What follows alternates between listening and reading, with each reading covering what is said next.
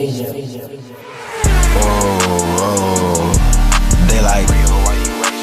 What's up, y'all? This is Relly back with another video. Yes, and today we gotta talk about the Cleveland Cavaliers. But before we get into that, I want to thank y'all. I want to thank all of y'all for watching this video, taking time out of y'all day, out of y'all Thanksgiving, away from y'all family in order to watch my video and help my grind, help my growth, especially from subscriber 1 to now. I have to truly thank y'all because y'all have been there to help me grow and eventually hit that 1,000 subscriber goal, right? But with all that being said, like I said before, we got to talk about the Cleveland Cavaliers because our draft and our offseason, I feel like, is coming to an end, right?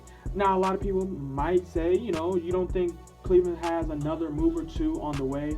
Even if they do, I don't think it's going to be drastic enough where the content of which I'm going to say today is going to change that drastically, right? Can the Cleveland Cavaliers do something like that? Absolutely. But I don't think that's going to happen, right? With that being said, though, I think Koby Altman is doing a good job right now. I think Koby Altman is being patient, and he's understanding that he has to somehow shift what the direction is for the Cleveland Cavaliers. Is it going to be a rebuilding team, or is it going to be a team that he's forming to make it to the playoffs? Because if you look at the roster, right, a lot of these pieces are young, but the veterans we do have in Kevin Love and Andre Drummond and JaVale McGee, you could honestly say these are pieces you would have on a team if you're trying to make a run in the playoffs. Not saying they're going to get far, but they could legitimately get into the bubble and play for that 8th, 7th seed in the Eastern Conference legitimately, right? I really feel like the Cleveland Cavaliers, as constructed, if everything goes right, that is, could win 30, 35 games, which in the East is enough to birth an Eastern spot, right, in the playoffs.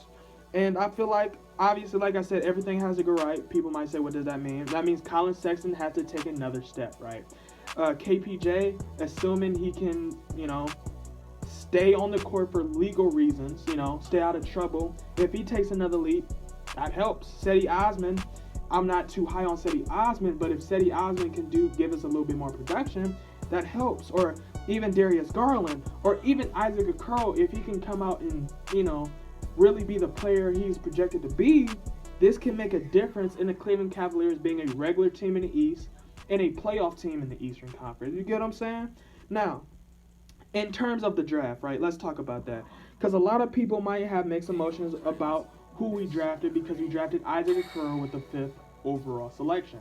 And a lot of people have mixed emotions about it because it was highly speculated the day of the draft that the Knicks had offered the Cleveland Cavaliers a deal where we would get the 8th spot, we would get the 23rd pick, as well as Mitchell Robinson for our 5th overall selection, which in return could have still landed as Isaac Okoro, but we could have had another pick in the 23rd pick in the first round, as well as Mitchell Robinson, right? But obviously, Koby Altman was not high on that. He did not feel confident that Isaac Okoro was going to stay that long, so he said, forget that. We're going to draft him right off the top. Forget Obi, forget Denny. Isaac Okoro is our guy, the 6'6" small forward from Auburn.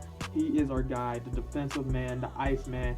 He is our guy for the Cleveland Cavaliers. Now, a lot of people also speculated that the Cleveland Cavaliers was going to get another pick. They didn't do that, but what they did was they waited till the draft was over and they signed a 6'9" forward from Penn State named Lamar Stevens.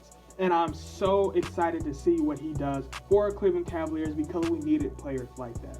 Now, we have some new additions. We have new additions in JaVale McGee, Isaac Okoro, Lamar Stevens, as well as Damon Dotson, right? You know, we got some acquisitions. We got some pieces from free agency and trade. And the only asset we lost was Tristan Thompson, right? Tristan Thompson, y'all know how I feel about Tristan Thompson. I don't feel like that is a huge loss for us. But we will see as the season begins in December, right? Now, a lot of people also might be asking me, who should the starting lineup should be? The starting lineup, in my personal opinion, should be Colin Sexton, Kevin Porter Jr., Isaac Okoro, Kevin Love, and Andre Drummond. The bench should be Darius Garland, Dylan Windler, Lamar Stevens, Larry Nance Jr., and JaVale McGee. And a lot of people might have mixed emotions about the Dylan Windler at the shooting guard on the bench, but I really feel like Dylan Windler's true position is the shooting guard, right? I know he was originally listed as the small forward, but realistically, I feel like he's going to be a Joe Harris that really should be at the shooting guard position, right? Because he's a lick when it comes to other average or elite small forwards. You get what I'm saying? Now, in the reserve, since we re-signed Dele's on the reserve.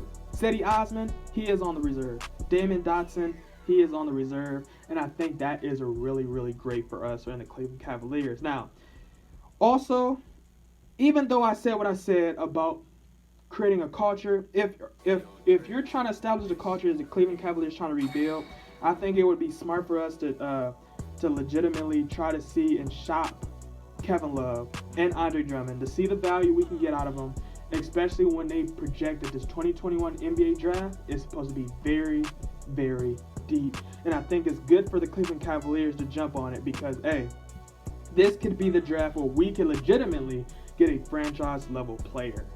So down in the comments below, just let me know how y'all feel about this. Do y'all think the Cleveland Cavaliers this offseason did pretty well? Or do you expect the Cleveland Cavaliers to do more and more to help this Cleveland Cavaliers team potentially be a playoff contending team? And don't forget to like, share, and subscribe for more amazing content because we are on the 1K grind. And with y'all, I know I can get there. So with that being said, Ghost.